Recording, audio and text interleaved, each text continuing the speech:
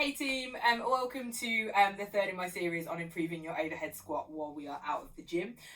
Today we're going to have a look at mobilising for overhead mobility. So we're going to do a routine that encompasses some mobilisation, some stretching, and also some strength and stability work, just to hit all of the areas that might be affecting your shoulder mobility at the moment. So we discussed in the first video. If you haven't seen it, hop back down the scroll down the compound YouTube videos, scroll back a couple of weeks and you will find it. And it's useful because we use the SOTS press to identify whether we've got a problem here or a problem here or a little bit of both, and it's quite illuminating sometimes because people think you need like bags and bags of shoulder mobility for the overhead squat or the snatch, but actually you know, you only need a certain amount, and then the rest is about your hips allowing you into a good torso position in the bottom of the squat, and once that happens, your shoulders don't need to go crazy overextending to stabilize your load. So we need to be able to have like a good overhead position. We need to have that with our hips below parallel and our trunk slightly forward, because that emulates the position of an overhead squat. But that's all we need. So so if you are still struggling and you can get to that progression in your SOTS press, then it might be a hip issue rather than a shoulder issue. But nonetheless, today we look at shoulders, so we're going to kick off with some mobilisation. So the first thing we're going to look at is mobilising traps. So with this, what you want to do is you want to get your lacrosse ball, you want to get it in that fleshy bit just on the top of your shoulder, and you want to just pin the lacrosse ball between your traps and the mat. Once you're here and once you've got it in position, so it should be in that fleshy part, it shouldn't be grinding up against your neck bone or anything like that. You want to just lift your butt up, and that's going to put a little bit of weight through onto that ball. It's going to get quite intense, and you're just going to want to hold that for about a minute. Now the idea with this is we don't want to just be rolling around and around on the ball. We want to find those really tough areas that feel a little bit uncomfortable, probably up to 7 out of 10 on the pain scale. And then we're just going to breathe into those. So you just want to breathe into them and just feel those kind of like sort of tissues release around the ball. Once it starts to ease off a little bit with your breathing, you can just shift around slightly and just find another gross spot to dig into. So for traps, we're just going to hit a minute on each side, and then we're going to move on to our lats. This, I think, is best done with a foam roller. So for the lats, you want to go side lying position. You want to raise your arm, and you want to kind of tuck the foam roller just into this bit here, just underneath your armpit. And then you want to just pin it down again. And then you can just move through the muscle. You can roll up and down a little bit, but again, it's just about finding those just gross areas of your lats. And your lats are huge. They're not just there, but they come right round the back and right into your sort of like lower kind of lower back area. So it's a massive muscle. so you know, sort of try and kind of just come round onto your back slightly and just get that sort of full muscle as you're kind of rolling through. So again, we're going to do a minute on each side for lat. Next, we're going to hit delts. So for delts, I want you to think about getting the whole top of the arm. So not just the middle bit, the front bit, and the back bit as well. We want to get all around those delts, all around 3 heads of the delt. A couple of ways you can do it. You can grab a foam roller and you can kind of pin your foam roller against the wall. You can also try it on the floor. Now I like this because I can control exactly how much weight I'm putting through my delts, and I can sort of, you know, back off if it gets too intense, or I can lean into it a little bit. You can try it side lying, but it can be a little bit awkward, and because it's sort of a little bit all or nothing in terms of, you know, when you put your weight on it, it can just be a little bit intense. So just be conscious of that. That's my preference, to do it pinned against a wall, but that's just me. And once you've done a minute on each set of delts, we're going to look at pecs. Now pecs are like I feel like they're the most neglected bit of a body.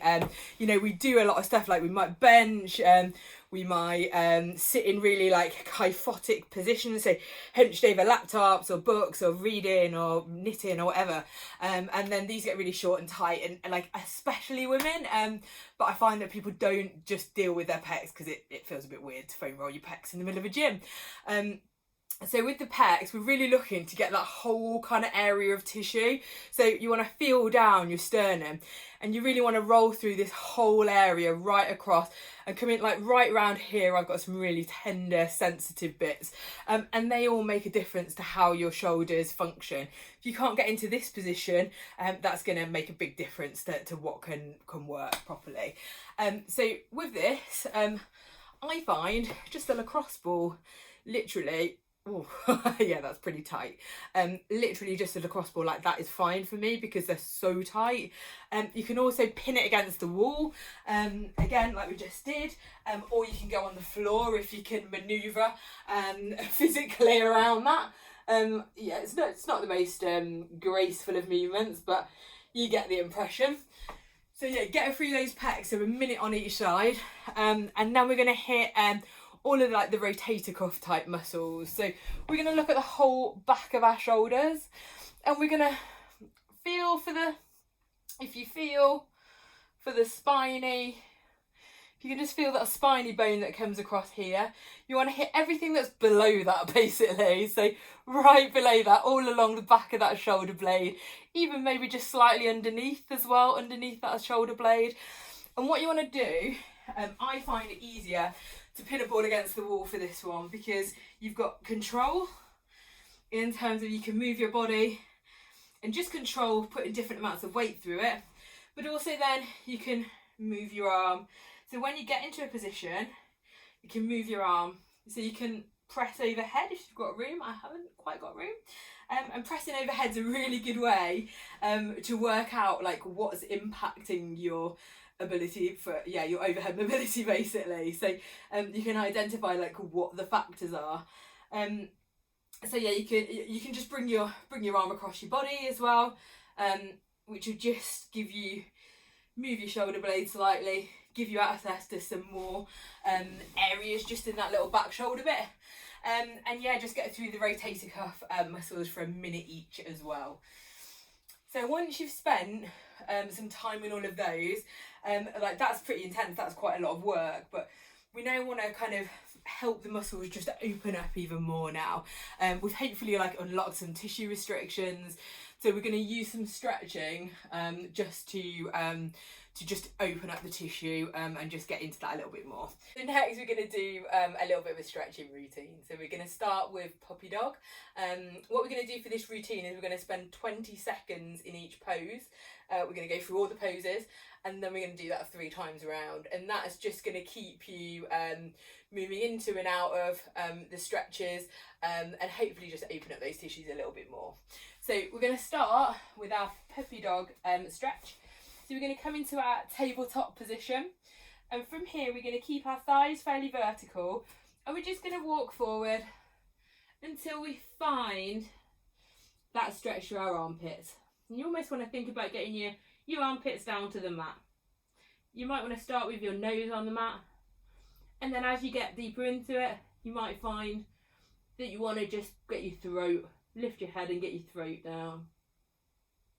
And we're just going to spend 20 seconds here, just feeling that stretch right through your armpits into your lats. It's a really nice stretch. And then we're going to hit the eagle. So for eagle, can you see my head? Just about. Let's knock that up a little bit. There we go. So for eagle, you're going to pop your arms out in front of you and cross them. And then you're just going to bring your hands up, and you just want to kind of like wind them around each other effectively. So you're looking to feel that stretch right through the back of your shoulders.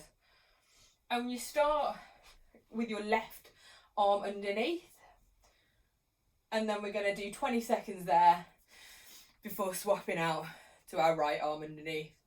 Ooh, there we go. So yeah, so that's your eagle pose. So spend 20 seconds in those each side. And then you just want to hit the doorway stretch. So Doesn't have to be a doorway. I'm not going to use a doorway, but if I was, this would be my imaginary door, and this would be my door frame. So what you want to do, you just find an upright or a door or something like that. You want to slap your hand on that upright or door frame, and then you kind of just want to walk through, just step through and rotate through, and you should feel that right through the armpit, through the pecs, and that should really start to just open up some of those tissues that we just mobilised. So again, we want to do 20 seconds there each side. So next we're going to look at our tricep stretch. So for this, you want to grab something in your hand, you want to put your hand up and over your head, and you want to grab that thing with the other hand. If you don't need a band or a towel or whatever it might be for this, then you got some good mobility. And you just want to kind of pull on that, just pull yourself into that stretch, just so you feel the stretch through that tricep, right down this arm that's elevated, and you just want to feel a really nice stretch down that tricep. Again, 20 seconds each side on that one. So once you've done those 4 stretches, you probably want to spend about 20 seconds in those each, both sides if appropriate. And then you want to run through that 3 times in total. So do 3 rounds of that, because that's going to just get you really sort of moving, feeling like things are opening up, warming up that kind of T-spine area.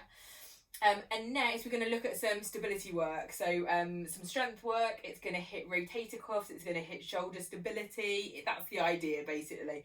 We want to develop those bolder shoulders that aren't going to let us down when we've got mad load overhead. So the first movement we're going to do in this strength piece is our YTWs. So what we're going to do is we're going to come into the bent over position.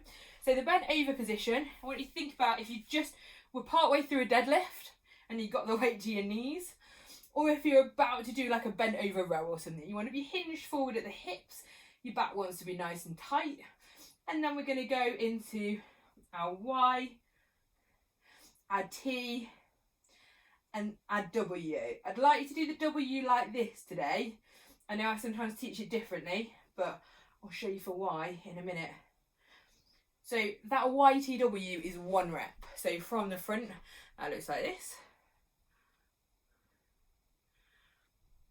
And I just want you to think about really moving with control and just trying to complete the movement. So I notice that when I get tired, I'll be like, whoop. So just really be conscious of kind of getting into that full movement.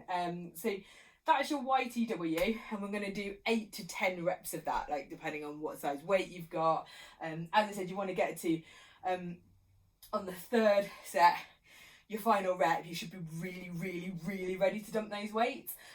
First couple of sets, you should be approaching some challenge towards the final couple of reps. So 8 to 10, say, and yeah, just find a weight that's suitable for you and then just start building. So that's the YTW, and then we're going to superset that with a Cuban press.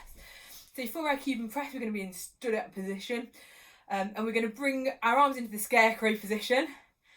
Then we're going to rotate, then we're going to push up and press out, back to 90 degrees, over we go, and down. So that is all 1 rep. So the rep finishes here again. So if you can, again, hit 8 to 10 reps of that, depending on your weights that you have available and how it's feeling and stuff. And then I want you to do three rounds of that basically. So superset those, set of YTWs, set a Cuban press, set of YTWs, set a Cuban press, go round again, and then you're done. So for our second couplet, we're going to hit a single arm dumbbell row, and we're going to hit a kettlebell windmill. And if you've only got a kettlebell, use a kettlebell for both movements, that's absolutely fine.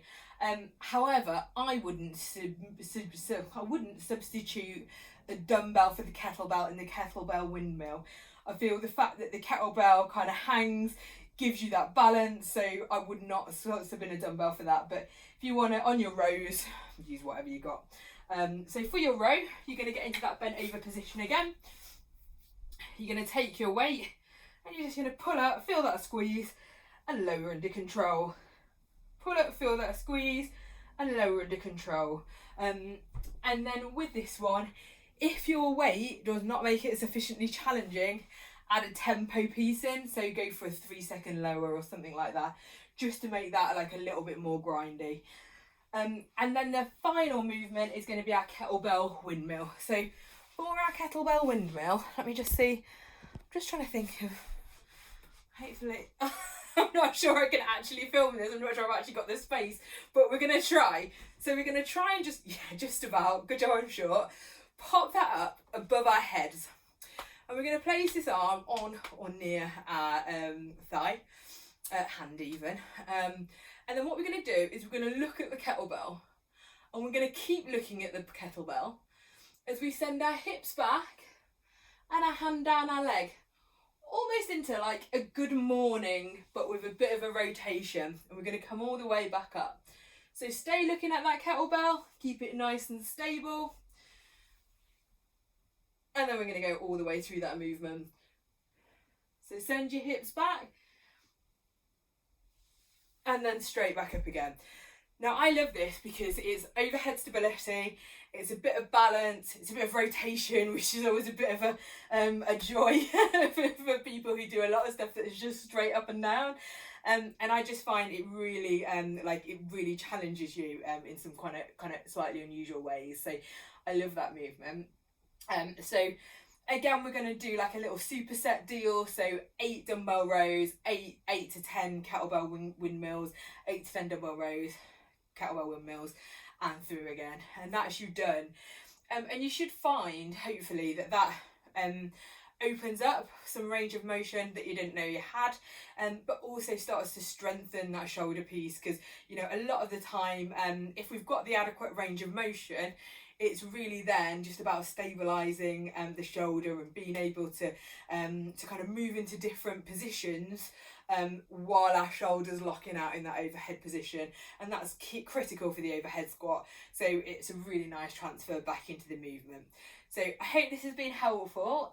We'll come back in a few days with the hip mobility routine as well, which will just help you open up any restrictions in your hips. And then hopefully that's all going to transfer really nicely back into your overhead squatting.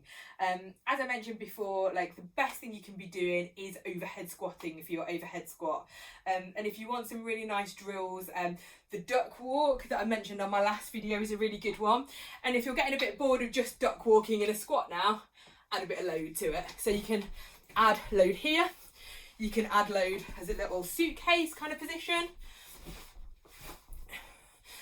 or you can add it overhead, of course, you know, because that's the gold standard of what we're looking to achieve.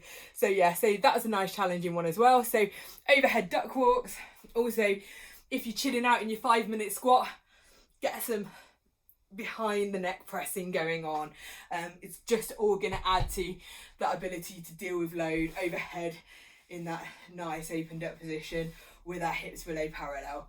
So good luck, hope it's going well. Message me if you've got any comments, complaints, queries, and I'll see you soon. Take care, bye.